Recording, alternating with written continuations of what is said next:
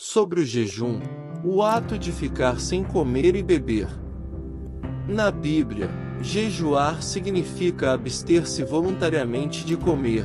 Por exemplo, Mateus capítulo 4 versículo 2, Mateus capítulo 6 versículo 16 ao 18, Mateus capítulo 9 versículo 14 ao 15, Marcos capítulo 2 versículo 18 ao 20, Lucas capítulo 5 versículo 33 ao 35, Lucas capítulo 18 versículo 12, Atos capítulo 13 versículo 2 ao 3. Algumas destas passagens mostram que os mestres a quem os estudiosos ou discípulos estavam ligados davam-lhes instruções especiais sobre jejum. O Senhor Jesus ensinou a necessidade de pureza e simplicidade de motivo em nossos pedidos a Deus. As respostas do Senhor Jesus às perguntas dos discípulos de João e dos fariseus revelam o propósito e método dos jejuns. Sem dúvida, durante a sua vida ele e seus seguidores observaram jejuns como o do dia da expiação, mas ele não impôs quaisquer jejuns adicionais. O que ele ensinou era apropriado para a mudança de caráter e finalidade que ele projetou para seus discípulos.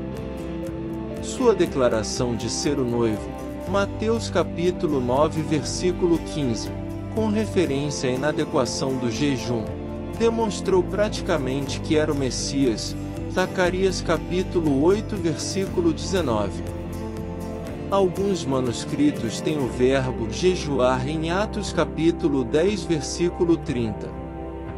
O Senhor Jesus declarou que João Batista marcou o fim de uma dispensação, anunciando a idade nova da graça, e mostrou que seus respectivos princípios não podem ser misturados.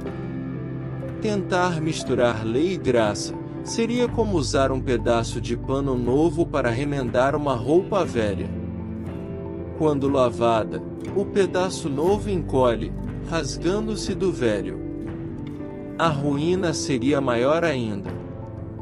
Ele preveniu seus discípulos contra a mistura do velho e do novo. Mas é o que ainda se faz em toda a cristandade.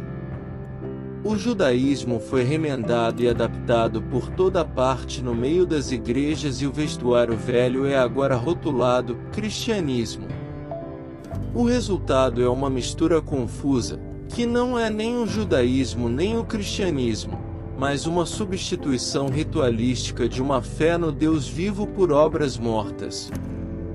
O vinho novo, suco de uva ainda não fermentado, da salvação gratuita foi despejado nos odres velhos do legalismo. O resultado está aí. Os odres velhos estão arruinados e prontos a estourar, o vinho está se derramando e a maior parte do precioso suco vivificante está perdido. A lei perdeu seu terror, porque é misturada com graça, e a graça perdeu sua beleza e caráter, pois está misturada com lei e obras. O jejum praticado por crentes, depois da ascensão de Cristo, só é mencionado em 3 ocasiões no Novo Testamento. Por Paulo, no momento da sua conversão, Atos capítulo 9 versículo 9. Pelos profetas e mestres na igreja em Antioquia antes de separarem Barnabé e Saulo para a obra missionária, por ordem do Espírito Santo, Atos capítulo 13 versículo 2 e 3. Por ocasião da encomendação ao Senhor de anciãos nas igrejas que se reuniam em Listra, Iconio e Antioquia, Atos capítulo 14 versículo 23. Não obstante, o jejum é agora promovido em algumas congregações cristãs como se fosse doutrina bíblica para os crentes, argumentando que a fé precisa de oração para o seu desenvolvimento e pleno crescimento, e a oração precisa de jejum pela mesma razão.